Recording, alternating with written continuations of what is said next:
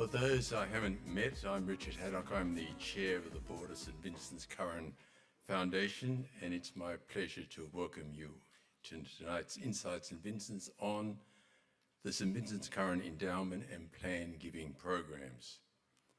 I'd like to begin by acknowledging the people, the Gadigal people of the Eora Nation, the traditional owners and custodians of the land on which we're gathered tonight, and pay my respects to elders past, present and emerging. And I'd like to extend that acknowledgement to all Indigenous people who are joining us tonight.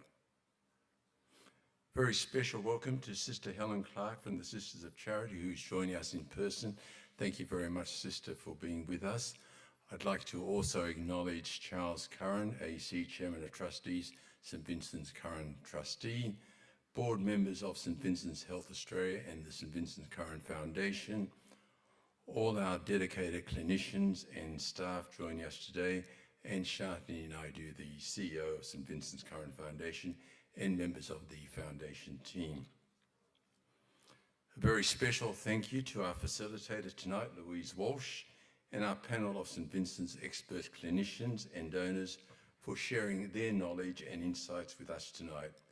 Charles Curran, Barbara Jarry, Dr. Alison Mahoney, and Julie Gawthorne. I, and indeed all of us at the Foundation, are very pleased to see so many of our donors here in person and warmly welcome you. Many of you have been active supporters of the Foundation, and in particular the St Vincent's Curran Endowment Program for many years. We are so grateful for your ongoing support. Tonight, we come together, whether in person or online, to acknowledge and celebrate over 40 years of endowed giving programs at St Vincent's Curran Foundation, made possible with this support. The St Vincent's Curran Endowment Program is supported by more than 300 annual donors and provides important discretionary funding across St Vincent's facilities, ensuring continued excellence in clinical research and patient care. Sitting within the endowment are 5 named programs: the Jarry ICU Nurse Education Program, the Fletcher Family Endowment Program, the Neville Grace Arts Health Program, the Nan Kieran's Program for St Vincent's Private Hospital Nurses, and the Harker Family Lungs for the Future Program. And looking to the future, we also have a number of donors who have indicated their intention to establish named programs through a legacy gift in their wills. These named programs have been established by donors wanting to make a lifelong and ongoing impact to St Vincent's hospitals. Their generous donations are invested in perpetuity as part of the St Vincent's Curran Endowment, and the returns enable annual grants for the specific areas that align with the needs across St Vincent's hospitals in New South Wales. These named programs are creating a lasting legacy of philanthropy that will continue to make an impact for years to come and for future generations of patients. Endowed giving programs work by investing your donation. The income generated from these investments is then distributed annually through grants to our dedicated and hard-working clinicians and researchers. I'd like to give you an example of how supporting or creating an endowed program can significantly increase the impact of your giving for generations to come. A donation of $20,000 to the endowment when it was formed in 1984 would have enabled over the years $80,000 in grants to the St Vincent's Hospital, quadrupling the impact of that initial $20,000. However, not only that, the initial $20,000 donation would have grown to an estimated value of $90,000 today. So you're going to have the continuing impact of the earnings on that $90,000. However, no matter what the size of your gift, be it annual gift of your choice in the endowment giving program or transformational gift to create your own named program, you are ensuring that your legacy forms part of the St Vincent story and has a lasting impact on future generations. On behalf of the board and trustees, I extend my very deep and sincere thanks for all that you, our supporters, have made possible. Thank you again for each of you for being with us tonight.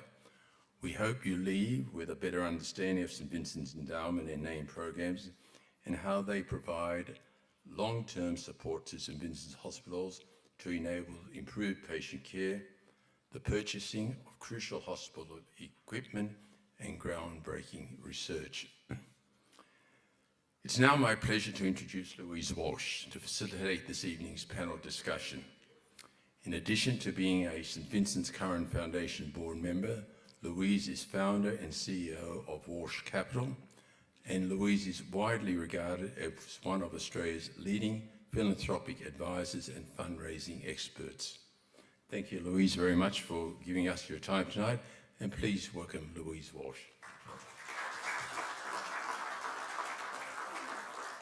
Thank you, Richard, and good evening, everyone, and welcome. As Richard mentioned, I've really worked in philanthropy over a number of years. I mean, originally I was a lawyer for all my sins, but I was CEO of Philanthropy Australia, and as well as being on this board, which I absolutely adore doing, I sit on the board of the Snow Foundation as well. So I suppose over many years I've seen the philanthropic sector change and evolve when it comes to endowed giving.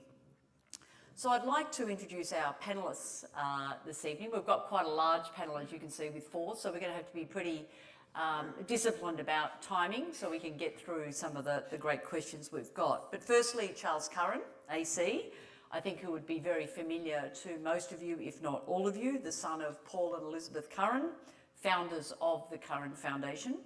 And Charles is the chairman of trustees for the foundation, and his involvement with the hospital began in the late 70s when he was chairman of the finance committee before being appointed chairman of the board. And I'm sure those finances were in very good condition thanks to your oversight. Barb Jarry, welcome Barb, is the co-founder of the Jarry ICU Nurse Education Program, which she launched with her late husband Kevin in memory of their daughter Melinda. So we'll talk in depth about that particular endowment. Dr. Alison Mahoney is, now this is a title that you might have title envy about, because she spent the last 18 years specialising in the assessment and treatment of anxiety and depressive disorders. But the title is pretty long, but I might do a shortened version of it. The Director of Clinical Research and Senior Clinical Psychologist at the Anxiety Disorders Clinic and This Way Up. No, I'm not going to do the whole thing because there's more, but it's long. And last but not least, Julie Gawthorne, who's the clinical nurse consultant with over 25 years experience in emergency nursing at St Vincent's Public Hospital. And Julie is currently undertaking a PhD, which we'll talk about in depth as well. So Charles, I might start with you, being the sole male up here, surrounded by all the fabulous women. Now, of course, it's 40 years since the foundation was established. How did your parents come up with the idea to establish the foundation, and why do you think they thought this long-term support was important? Because that was way ahead of its time. Well, thanks, Louise. And firstly, just let me say that it's wonderful to see the number of people here, a number of other people online, because we're broadcasting this evening. But a number of the people here I've known for many years, have been supporters, and we're enormously grateful for that. There are some new faces here. So for those who've been to events over the years, they might have heard this story. So I'll ask their understanding if I retell the story. So 40 years ago, the St Vincent's Hospital, I was chairman, and we were endeavouring to start up, St Vincent's of those days, I might say, was very different to the expanded campus that we know today. But at that time we were endeavouring to start a heart transplant program under the late Dr. Victor Chang, but the government of the day would not give us the go-ahead and not give us the money for that, and we had no discretionary funding available. A patient who Victor had operated on He was extremely grateful for what was a life-saving operation, and he asked what he could do to help. And we said what we were trying to do to start a heart transplant program. And he said, how much is that? And the figure was 730,000 in those days, 2 million in today's terms. And he said he'd provide that funding. And he did, and we started a heart transplant program, one of the most successful in the world. And we do 110 to 120 a year, even right through COVID, of heart and heart-lung. But it was wonderful to have that. But looking into the longer term future, I knew I wasn't going to be chairman of the hospital for all that much longer. But I realised there was importance of, for the future chairs, having access to some discretionary funds. And my parents had indicated within the family a wish to make a donation of 500,000 in those days, 1.5 million in today's terms, to a charitable cause. And I described the importance of there being an endowment fund to provide discretionary funding for St Vincent's in the future. And we discussed the matter as a family, and it was agreed that this donation would go towards establishing the Paul and Elizabeth Curran Foundation, which, as you know, is a public ancillary fund. So that's how it all started. Fantastic. And I suppose, you know, you've seen the Curran Foundation endowment support over the years. Can you talk a little bit about the evolution of that and what are the highlights? Well, early days was slow, and the early supporters were asked to invited to give $1,000 a year for 5 years, or say 2,500 in today's terms. And Nick Greiner gave us a good leg up by hosting a dinner at Parliament House in the Strangers' Dining Room, the first time that particular space had been used for an event other than a parliamentary event. Since then it's been used hundreds of times for the wider community. And Nick on that occasion said, welcome to my place, no welcome to your place. And that enabled us to, I think about 60 or 70 new members, as we called them, signed up at that stage, and that gave us a pretty good impetus. And those people who were deciding to help us, we asked them to also speak to their friends. And during that time, Louise, in that 40 years, we've experienced so many firsts around the hospital. I wouldn't have time to cover them all. There was one terribly important one in 1990. The government decided that they were going to focus all of cancer care in Sydney at another hospital, and they were not going to fund us for equipment. And the foundation provided in 1990 a significant amount of money, just on $400,000 at the time, to get a linear accelerator so we could stay in the cancer treatment field. And by the way, that was about 24.7%. I remember that percentage. I quoted so many times. 24.7% of our caseload. So it was ridiculous that we would not have that opportunity. So just to finalise my comment here, the endowment enables us to make annual grants for areas of need. We don't identify them, it's the people running the hospitals who identify them. They're at the front line, they know what the needs are, and we're focused. We're not part of the hospital administration. Those people are so busy running the hospital day to day. We've got one focus, talking to people who might want to support the hospital, and then us in turn, through our donor care activities, supporting those people who are good enough to support us.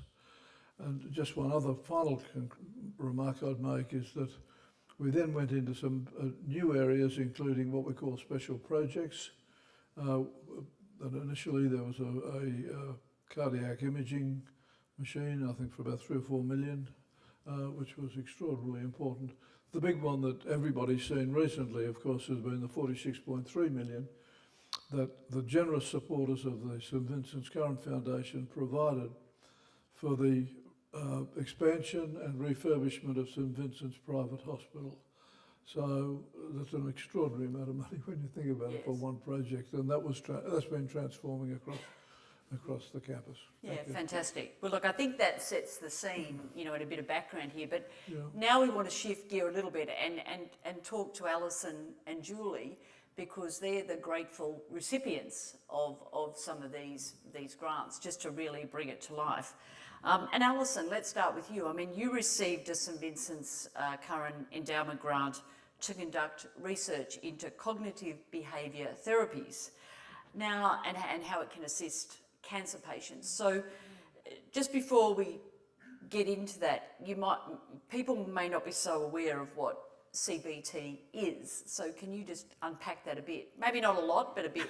No, that's fine. And please do cut me off if I rabbit on. So CBT is a gold standard psychological therapy. What it essentially is trying to do is teach people ways to think and behave that are more adaptive, that are more flexible, that are creative, that are realistic and are helpful. And that is in the service of helping people cope with their difficulties more effectively, including a diagnosis and treatment for cancer. CBT is a very established treatment. It's safe, it's effective, but the real problem we have at the moment is how to make it scalable, how to actually make it accessible for the thousands and thousands of people who need to access it, who would benefit from it. And one of the innovative things that St Vincent's has been doing is taking their brilliant face-to-face treatment programs and putting them online. And because of that online delivery, people can be accessing these treatments almost anywhere, anytime, with or without a clinician. And that's made them very scalable. And we've partnered with the foundation on a number of occasions to develop programs and to run clinical trials and to evaluate them in the real world, in the community. And in doing so, we're quite confident that the programs are making a really significant impact. They don't replace face-to-face CBT, they complement and they enhance face-to-face CBT. And they really do make a significant impact. I think I was looking at the figures today, and we have provided treatment programs to almost 300,000 people. So it's a really significant impact.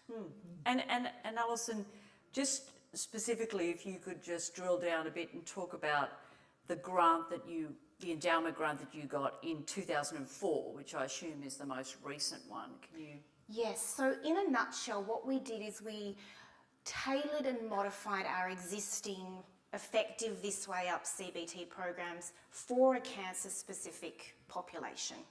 And the reason that we did that is it became really clear to us that the mental health needs for cancer patients were considerable, and there were big gaps in service provision. I think one of the things that probably we can all agree on is that cancer touches the lives of many of us. It certainly touched my life and the lives of my loved ones. I think we'd be hard pressed to find people that haven't been affected by cancer in some shape or form. 1 in 3 people with cancer experience significant psychological distress. The need is very pronounced. 20% of those people will experience persistent and enduring psychological distress, and that proportion's even higher when people have specific forms of cancer like lung cancer. So we know that the need is there. We know that there is significant scope for psychological intervention. The difficulty is getting access to those interventions. A lot of people find it difficult to access face-to-face care. If you live in rural or regional remote communities, the travel and the transport is prohibitive. The wait list for face-to-face care might be very long. There might not be clinicians available to provide that care, and if there are, the costs can be very high, and then there can also be issues with mobility and pain and stigma. So there are a lot of barriers to accessing traditional face-to-face talking therapies.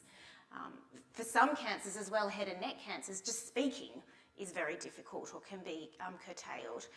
So what we really wanted to do with this project is develop an online therapy that would complement the existing face-to-face therapies so that we could provide, we could maximise access to psychological therapies for our cancer patients. So that's the project in a nutshell. No, fantastic. Well, I mean, I think we all know how important and essential these sort of services are because of the mental health issues that, you know, we're facing. I mean, and not just in young people as well. So congratulations. Thank you.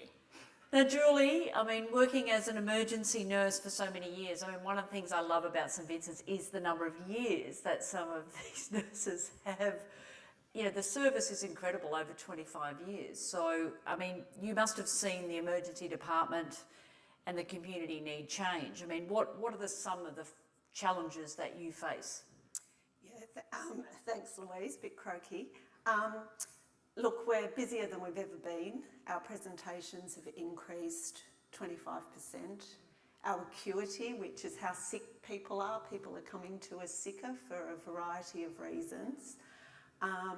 So the demand on emergency departments is like I've never seen it before, and particularly for our population. I've worked in other departments, I've worked overseas a long time ago, and the types of patients that particularly present to us are a really unique group of very, very vulnerable patients, and that would include our mental health cohort, our First Nations people, drug and alcohol and homelessness, and we've seen that grow and grow, and people particularly from those communities come to us much sicker than they used to, and I think that that's due to the limited access to services outside of emergency departments. So we're like a home to some people, and we always want to be like that, and I think that's the St Vincent's values and missions, that regardless of how busy it is, regardless of how stressful it is, we know that patients can have really long wait times and have really a poor experience in emergency departments, and staff really carry that. We don't like to not be able to provide the best care that we can. So we've got an amazing team, and I think that's what keeps everybody going in these really challenging times. Okay, well look, thank you, because my mother actually trained at St Vincent's in the 50s, and she ran the emergency department in the 50s, well maybe not right at the start, and she then fell in love with my father, who was a dairy farmer on the south coast, and then moved down there out of the big smoke and ran Wollongong Public Hospital nursing staff. So, you know, that's one of the reasons I'm on this board, is, you know, I really wanted to do something to honour my mum, but she's very, very passionate about the hospitals when she was alive, and so I can really relate to everything you're saying, so thank you. And Barb, I mean, coming to you, because you have a particular passion and interest with St Vincent's nurses and the crucial role that they play in supporting patients. Now, could you please share a little bit about your family's connection to St Vincent's and what inspired you to become a donor? Yes. In 2005, my daughter, Melinda, had a cardiac arrest and was brought to St Vincent's and was in ICU for 10 days. She was only 33, and we were never able to find the reason why, and she died in August of that year. The nurses were unbelievable. I get a bit emotional. I can't believe how wonderful they were to her and to us, with their kindness and respect, and they just were fantastic. And at her funeral, which had 400 people turned up, because she was a psychologist and had a lot of contacts that I didn't know about, but 3 very important people turned up, and they were 3 of the nurses who had nursed her in intensive care. Kevin and I decided that we would ask for donations for St Vincent's at the funeral. We got a lot. My husband was in corporate world. We got quite a lot of money at the very start and thought, oh, well, we'll get some equipment or something. But we came in and spoke to Dr. Bob Wright, who was head of ICU at the time, and some of the intensive care nurses.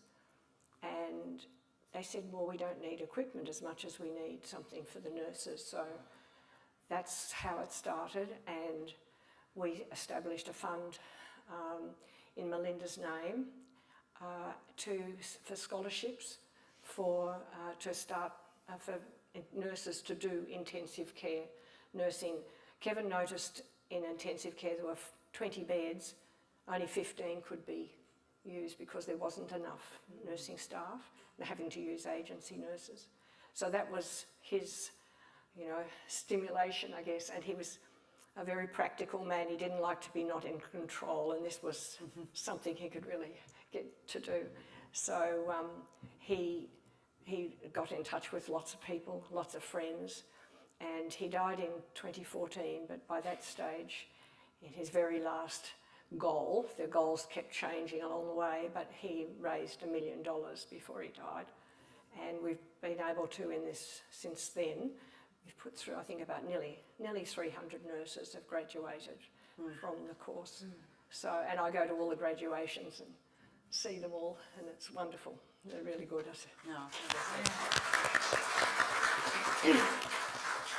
I must say, Barb, what you did, I remember hearing you speak the first time at an event. I don't do this very often. And I think this is the second time, but it did actually inspire me and my husband and some of my family to fund a mental health nursing scholarship in honour of my mother, because I really do, the nursing support is so crucial. So thank you, because that did inspire us.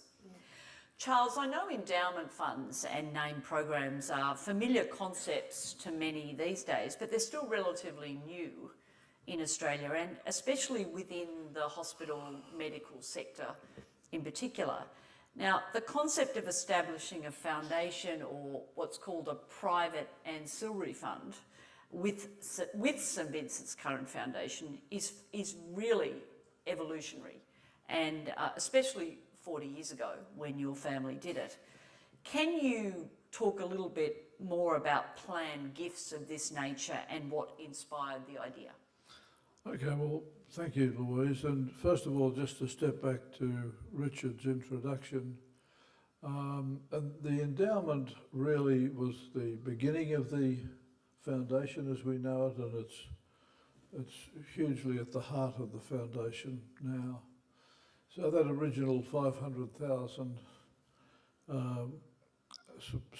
supported by very, very generous donations along the way, has now grown to some 45 million. And it's the income from that endowed amount that enables us to make annual grants to the hospital. So we've got that principle of a permanent fund producing income that you can do things with. So and by the way, in recent years, as you'd be aware, we've got the Evolution Group, and that's a group of younger people, generally 40s and into the 50s, sort of the emerging... 30s even. 30s even, yes, thank you. Yes. Who are sort of going to be, in many ways, the next generation, and they're providing funding to go into that endowment fund that we have. We're very grateful for that. Coming back to what the sort of the example set by the Jarrys, I knew Kevin and Barbara well before the sad events of the passing of Melinda.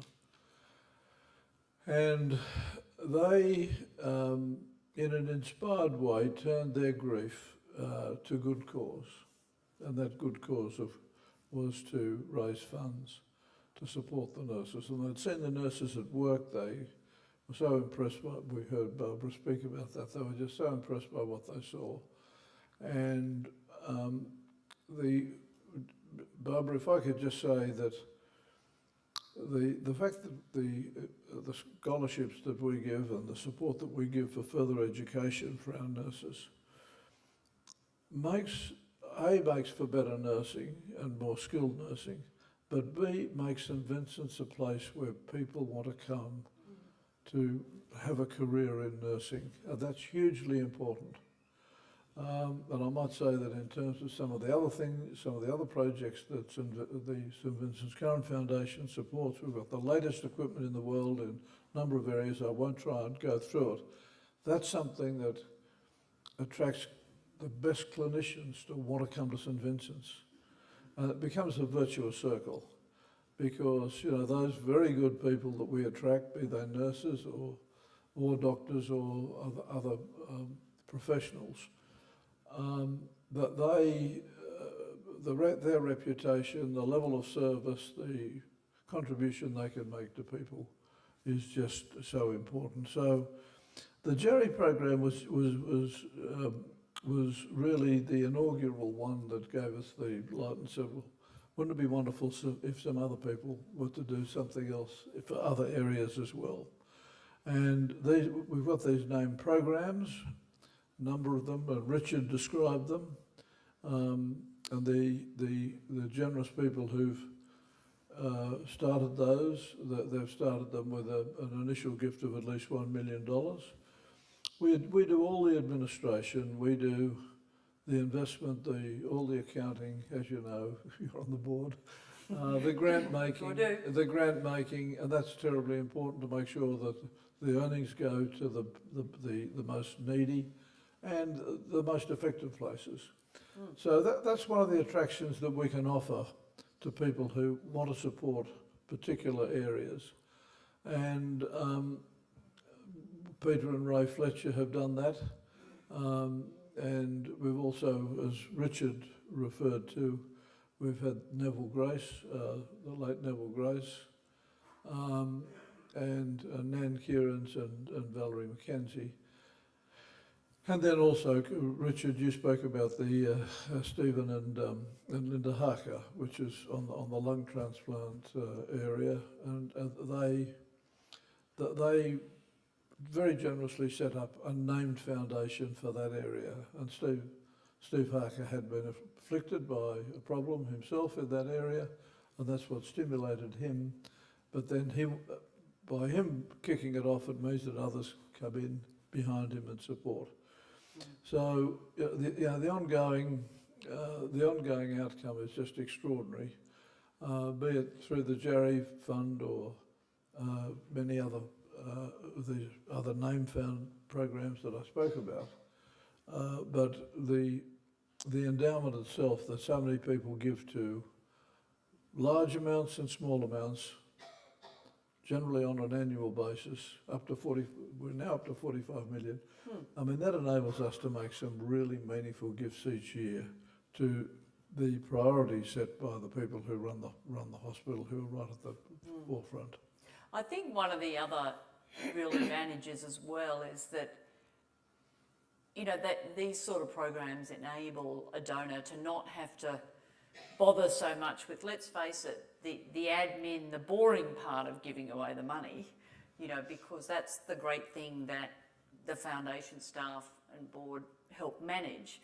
But the fun stuff and the most rewarding stuff is obviously giving it away and seeing where it goes and measuring the impact. And I think, Barb, you would probably agree that that's the thing that where the joy is. That's right, You know what I mean? and it's continued. It's not just the scholarships. We try and give nurse educators going to conferences, learn more things to bring back new ideas and things. And since the Curran Foundation has been involved at the very start, it was in St Vincent's, but since then we've had some special luncheons, and we've got it, I think, to 1.5 now. So it's sort of perpetually moving along all the time. So it's very special. Yeah. And what about, I mean, with your family now? I know your daughter, Narelle, is very heavily involved. I mean, can you just talk a little bit about that involvement of family and friends? Yes, well, Narelle was very, she was very upset at the very early stages, of course. And since Kevin died, she's been very keen to keep, she wants to do some of the fundraising herself and be much more involved, and it's her future. We want to keep it going forever. Okay. Well, I think also it's philanthropy can be a fabulous way to bring in that next gen and really provide the glue in families. Yes. So it's a great... Certainly plan to keep it going, his legacy, of the work he did and Melinda's name, Yeah, fantastic. Congratulations. It's very inspiring. Alison, now, it sounded like receiving the endowment grant obviously made a meaningful difference in creating a more bespoke CBT program for cancer patients. Can you how did you tailor that specifically to cancer patients and why? Great question. The endowment definitely made a very meaningful difference for us. We needed to understand the unique mental health needs of people experiencing cancer because they are unique, they're special, they're different from other mental health conditions. One of my areas of passion is the anxiety disorders, and in anxiety disorders and anxiety conditions, the fear and the anxiety it's excessive, it's disproportionate to the actual danger that the person's experiencing. But that's not the case in the cancer context. Within a cancer context, people are dealing with dangers and threats that are very real and very present and imminent. And so psychological interventions need to be very sensitive to that. They need to be very understanding around that. So when we started writing our programs for the cancer context, we made sure that they were written by cancer clinicians and consumers for cancer clinicians and consumers to use in their everyday clinics. A lot of people that we spoke to with cancer spoke about how they felt isolated and how they felt alone in their experiences, that they wondered whether what they were experiencing was normal or if they needed to put on a brave face all the time or always have a positive attitude. There were concerns about them doing the wrong thing or not coping in the right ways, and all of these things are important when we're creating a bespoke cancer intervention. The other thing that's really important is fear of cancer recurrence. So even if the cancer for the person has been in remission for some time, that threat of it coming back or progressing can hang over the person's head for a long time. And for some of the people that we've spoken to, it can be the main driver of their distress.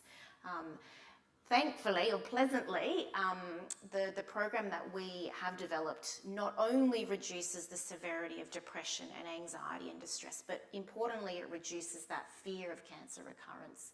So we really feel that we're on the right track with the program that we have at the moment, but what we're wanting to do in this project is to refine it further so it better meets the needs of people with cancer and also make it more widely available in the community. So it sounds like further funding might be required. Yes. Here's your chance for a plug. The thing that's at the heart of this project is implementation. So we're really thinking, how do we make this work in the real world for the most amount of people to benefit from it? And in order to successfully implement in the real world, you've got to be working closely with frontline clinicians. And so we've been partnering very closely with the expert psycho-oncology team at the Kinghorn and working closely with those clinicians to tailor the program for their patients' needs, particularly people that are in the acute phase of their treatment. So early diagnosis and early treatment when the world is sort of topsy-turvy.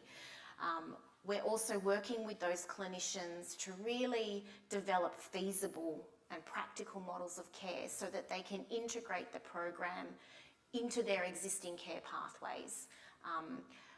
We want to get it right with our experts at St Vincent's first, but then once we've done that, we would be delighted to make the program widely available to be used in generalist settings as well. But that does, large-scale implementation and dissemination, it does require ongoing funding. That's just the reality of the landscape that we're working in. But I think that these programs have every chance of being embedded within best practice. And I say that because I've seen that happen before. So when we started our digital clinic This Way Up, online CBT programs were not mainstream. We actually had pushback from the community thinking they weren't actually valuable and they weren't valid. But now they are in mainstream. They're part of best practice. They're part of routine care.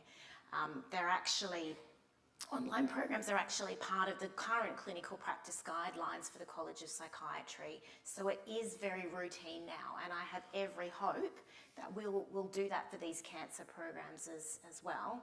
But that really, the work that we're doing at This Way Up, it's made possible by the generous donations and sponsorship. We can't do it without you guys, and we would be delighted to continue to partner with you on that. Thank you. You'll hate me for this, Louise, by intervening and interfering with your program, but I'll keep it very brief. Several of us were with Daniel Mookie, the State Treasurer, the other evening, and he acknowledged, and I'm picking up your point, he acknowledged the leading work done here at St Vincent's is not just being applied here at St Vincent's, it's being applied system-wide. Yeah. And the government sees us as at the absolute forefront of so many key developments, and that's wonderful. Of course, we wanting to be looking after our patients here, but it's got this wider ramification right across the system, and that's an even more noble outcome, if I could suggest. No, absolutely. I couldn't agree more with that. I mean, Julie, you've been very patient there, but you received an endowment grant in 2023 that allowed you to work on reducing an all-important topic of reducing patient times and improving faster access to pain relief in the emergency department, which then led you to enrol in a PhD. So what led you to do that piece of research? So, as I've explained, that there's increased waiting times, and as a nurse that sits really uncomfortably with us. And so we've worked over a number of years to upskill our nursing staff so they can intervene early before someone gets seen by a doctor. And we've been leading that at St Vincent's for quite some time, and every hospital had been doing the same thing but a little bit differently. So I was very lucky to be involved. It's been a 5-year piece of work with the Ministry of Health, where clinicians, for the first time across the state that worked in emergency department, standardised the guidelines. So if you go to an emergency department in Burke, you will get nurse-initiated care, the same as you would here at St Vincent's. But what we know and what the evidence tells us is translating evidence into practice is really, really slow. And I think Alison was saying that point as well. And there's now a lot of work being done in that space. So we know 17 years to get research into clinical practice and maintained and sustained. That is a really long time if you're a patient. So my drive, having been involved in so much practice change in my career, was how can we get that translation happening much quicker. So we got handed the protocols from the ministry, and it's always just get your nurses to do it. And so I was very curious about how we can do it better and how we can use the evidence that we know about translation to do it properly.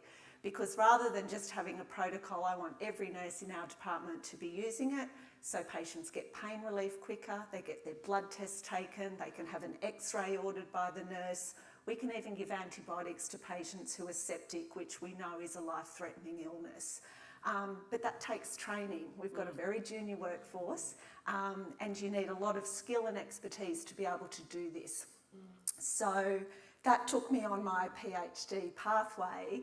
And I'm so incredibly grateful that my endowment grant allowed me to buy some time out of the ED. So I work in ED 3 days a week, and the money has covered my salary for 2 days a week. So I can really help to drive the research to make sure the uptake of the nurse-initiated protocols reduce waiting times, get patients' symptoms under control, and hopefully a much better experience for not only the patients but for our nurses as well, who feel really empowered to be able to do these things early on someone's arrival to the ED.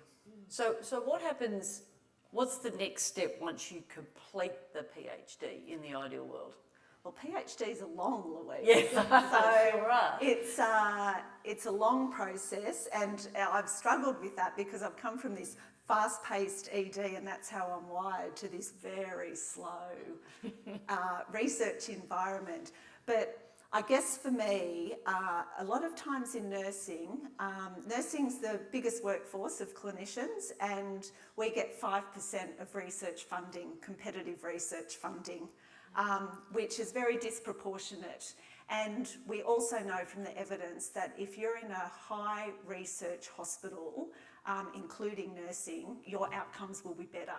So nursing needs to work a bit harder to get better funding to allow us. But what happens historically is nurses who do PhDs and get into research are almost forced to go into the university sector.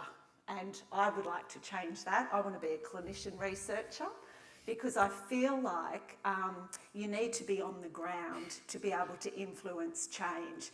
And at a university, you don't really know what's going on. And my nurses are the ones that tell me why the protocols will work, why they won't work, and the things that they need to enable them to do it. So I've still got a long way to go. Yeah. So like Alison, any funding would be greatly appreciated. But I mean, I think we all know wait times, you know, how we've all been in a situation where we've been in ED or someone close to us has been, and that wait time, it's awful. so It's awful. stressful, and it's, you know, so I think that's hugely commendable what you're doing, so thank you. Now look, Charles, I just want to have one last question before we open up for some questions from the audience. And a lot of people may know that probably in Australia today we've got about just over 2,000 of these what's called private ancillary funds. So they're a special type of family foundation that can be set up. And what's unique about the situation, I think, is that, and Charles will probably correct me on this because he would have more of the history than myself, but we have at least 2 of them that have been set up and are managed by St Vincent's Curran Foundation, with the recipients, you know, going to the hospitals. And that's pretty unique from what I know, because usually when someone sets them up, they set them up with a number of cause areas that they want to, you know, support. And what I love about this initiative is that I think the narrower the cause area, you do become more of a subject matter expert, and you end up being better and more strategic about your giving. Now this is quite narrow in some terms, but can you talk about the impact of one? Like, I know we've got more than one, but in the interest of time, maybe one in particular that you want to highlight. Well, I mean, just as Kevin and Barbara Jarry were inspirational in the named programs, similarly John Cunningham and Margaret were inspirational in terms of the private foundations. And you spoke, and they came to us and asked us if we would be prepared to run a foundation in their name, and they had some particular areas of interest, including Fragile X, which was a particular disorder, but other things as well. We said yes, we'd be very happy to, but a minimum amount of 10 million for a named program. Once again, as you referred to, Louise, all the difficult work of the accounting and the trusteeship and the investment of the funds and all the reporting is done by the foundation staff. So John and Margaret Cunningham, they kicked it off with 10 million, and it's only they and their family and associates who can contribute to that fund. And that fund is now over 78 million. And the impact on the hospital is extraordinary.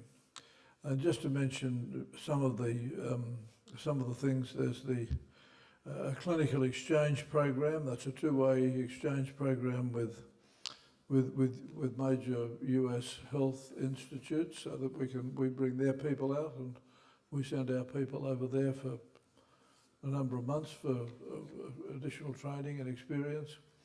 There's the Margaret Cunningham Nursing Leadership Academy, which supplements the wonderful work you do primarily in the ICU area. And that supports nurses to undertake leadership and management training. There's the interventional cardiology suites and the St Vincent's Private Hospital Operating Theatres development. They've been supported by both of them big programs, both of them supported by the Cunningham Foundation.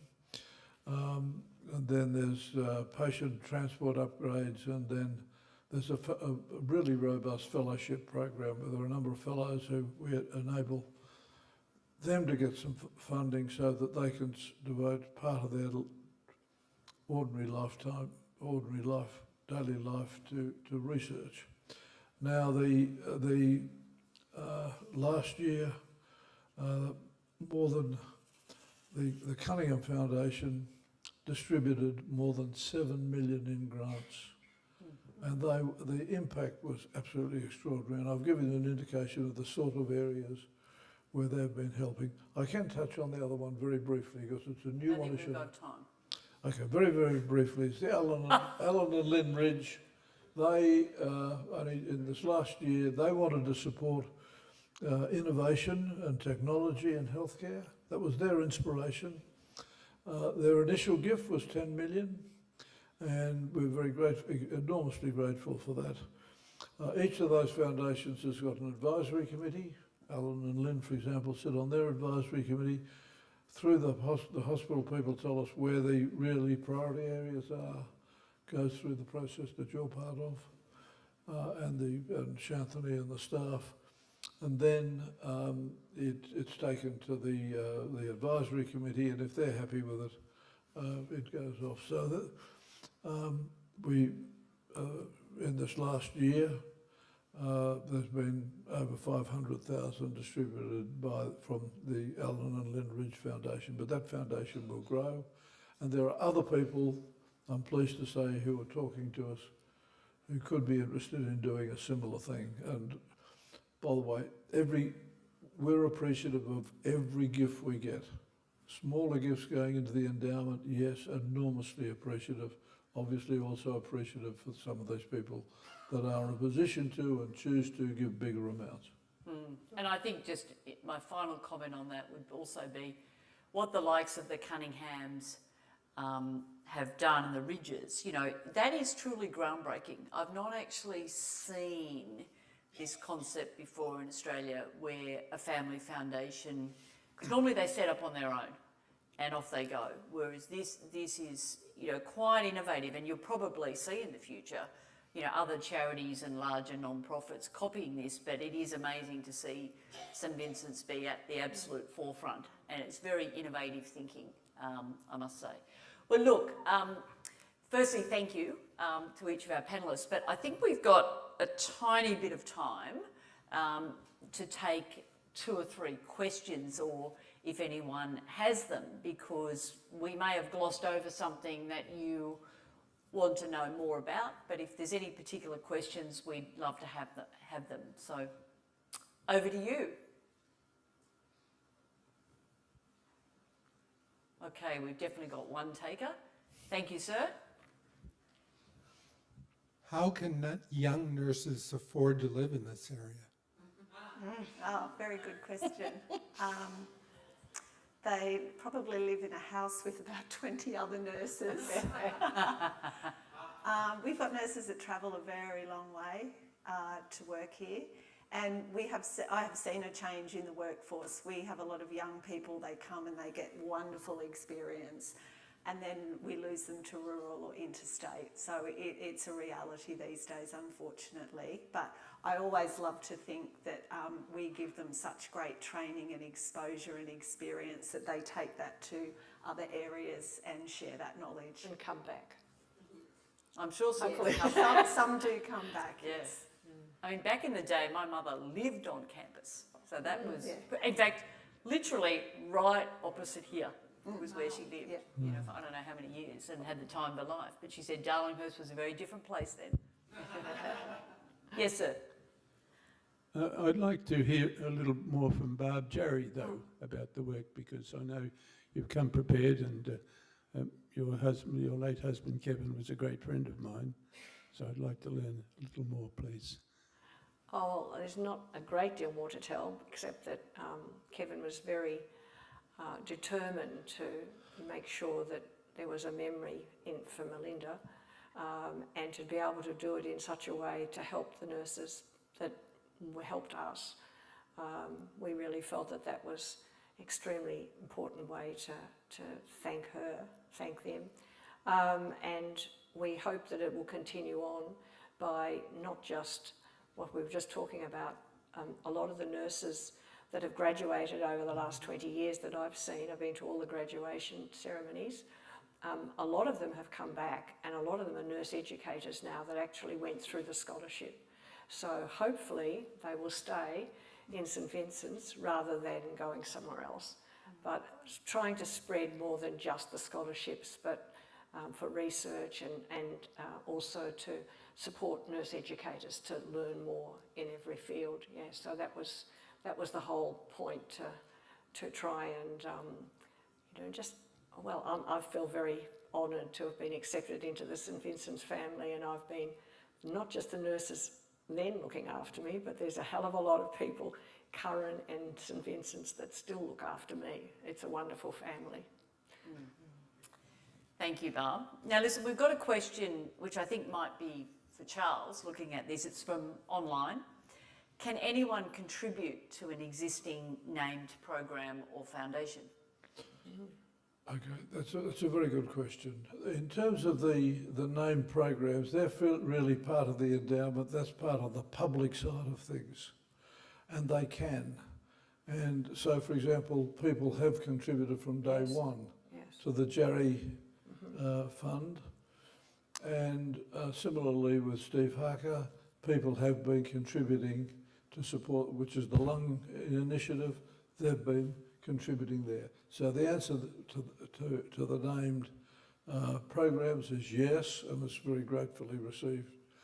In terms of the foundations, they are private ancillary funds, and the taxation rules are such that it's only family members who can contribute to that. Now, I won't go into the whys and wherefores of it, but that just happens to be the fact of the matter. So members of the Cunningham family, for example, or members of the Ridge family could contribute additional funds to their foundations, as they do and will be.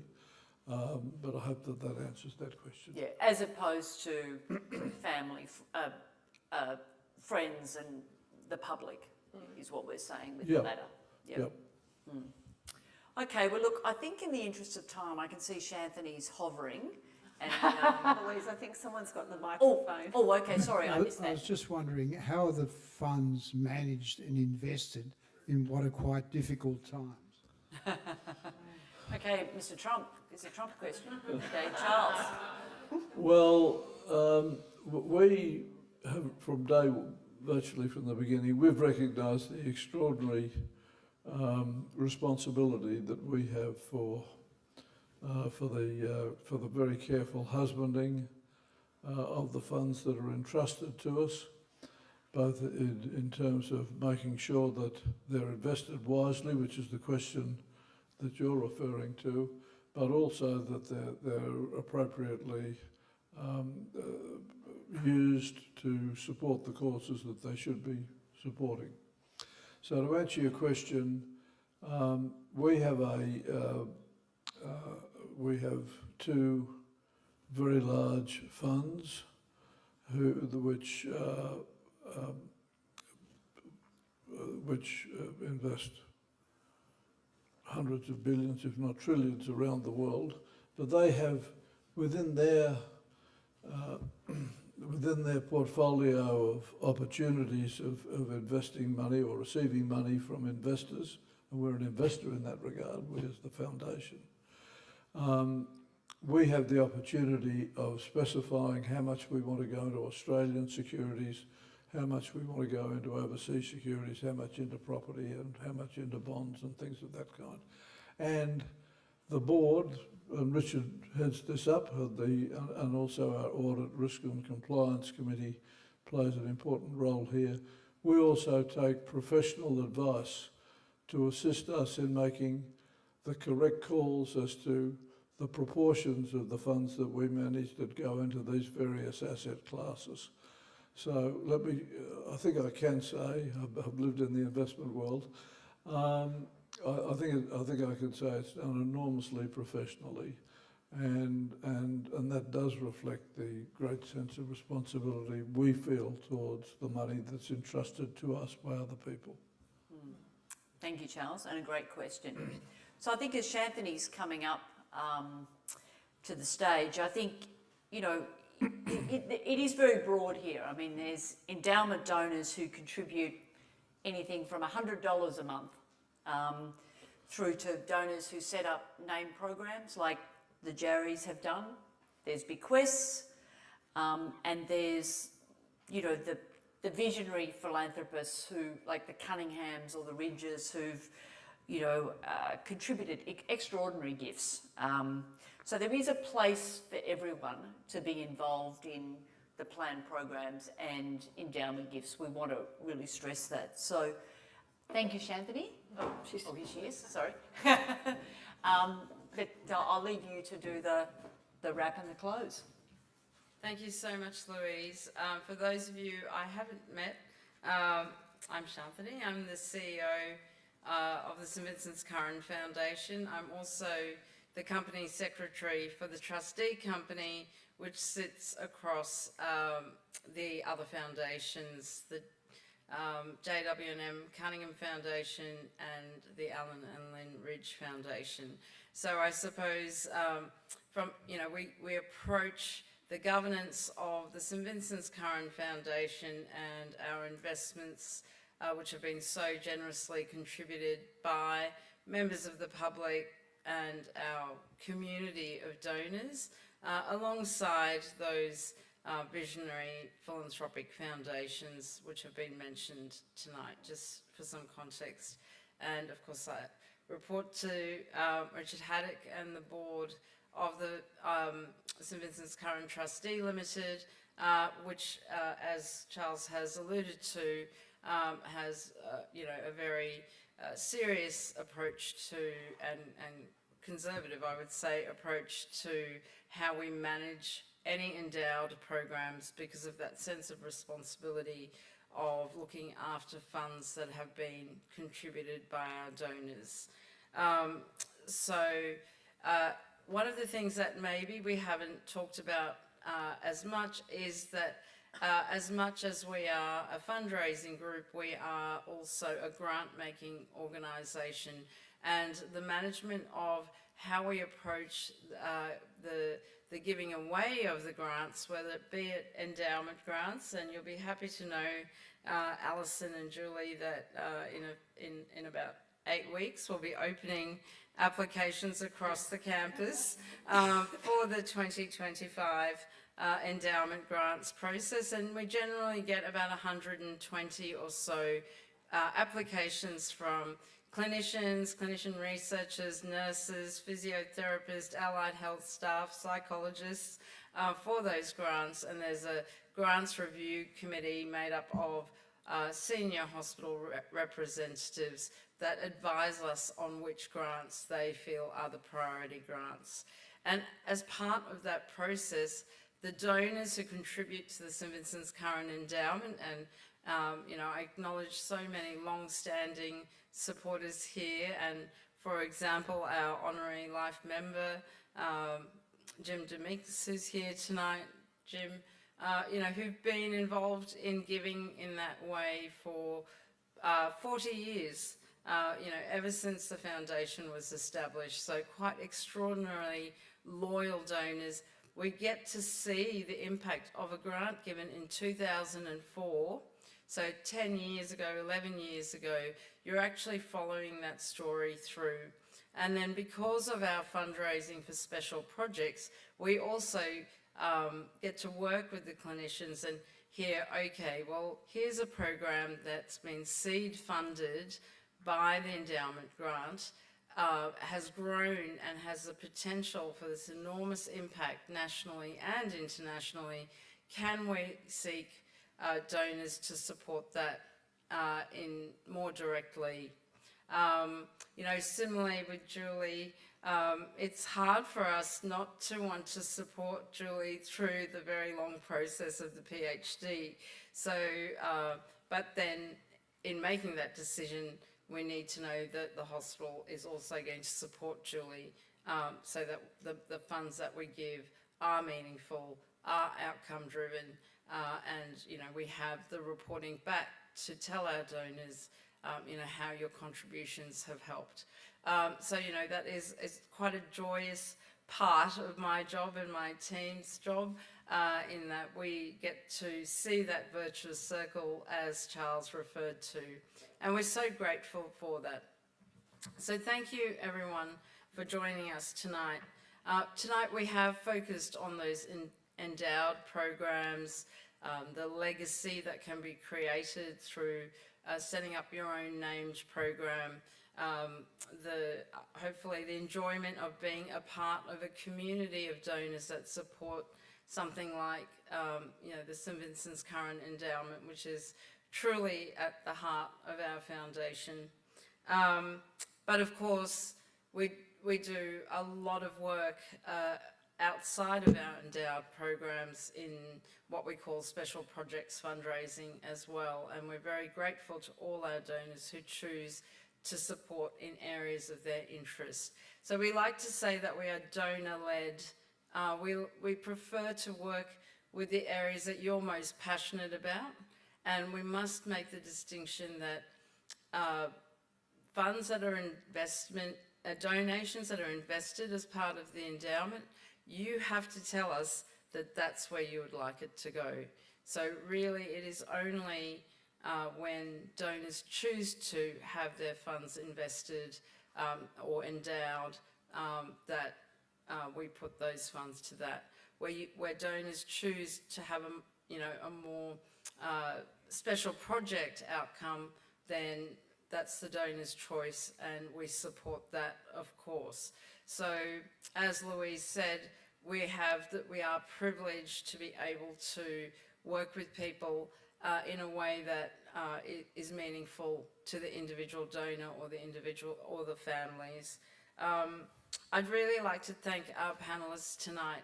I started in this role in 2013, and I had the absolute privilege of actually meeting Kevin and Jarry and working with Barb and Kevin very early in my time here to, it was just such a privilege. Kevin's vision to set up that fund in perpetuity really has made such an impactful contribution to our nursing, and thank you so much, Barb, for Barbara and I always end up in tears, by the way, so we can't look at each other, but thank you so much for sharing your story again, because I know it's a tough one to tell, but you know, our enduring gratitude to you, and of course to our incredible Chairman of Trustees, Charles Curran.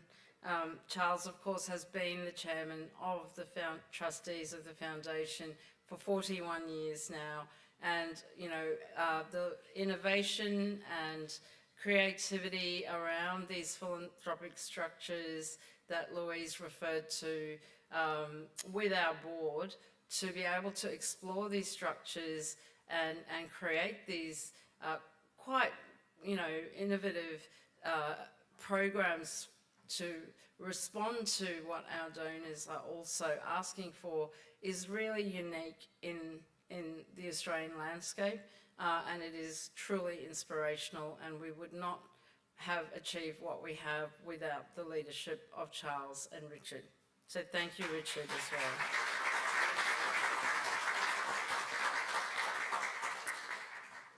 I'd like to also thank Taylor's Wines, a very important corporate partner, because they provide our wines for our Inside St Vincent's events, so I do hope you got to enjoy a glass on arrival.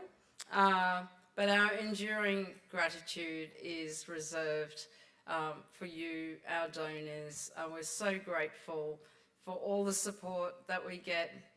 We have a saying that to us, everyone matters, everybody matters, and every gift counts. And we truly mean that, because we really want to build that family of St Vincent supporters and be very respectful for all the contributions, because together is how we achieve the sort of outcomes that we do. And of course, all of this would not be possible without the incredibly hard work of our team, and I'd like to particularly thank Nikki Jacobs, Nathaniel Links, and our events team for all the hard work that they've put into tonight, and all our events and for everything that our team does to care for our donors. So thank you again for joining us. On behalf of St Vincent's Hospitals and St Vincent's Curran Foundation, I do hope that we will see you at future events, and please don't hesitate to contact us with any ideas or to talk to our team about how you might like to continue your journey as a member of the St Vincent's family. Good night.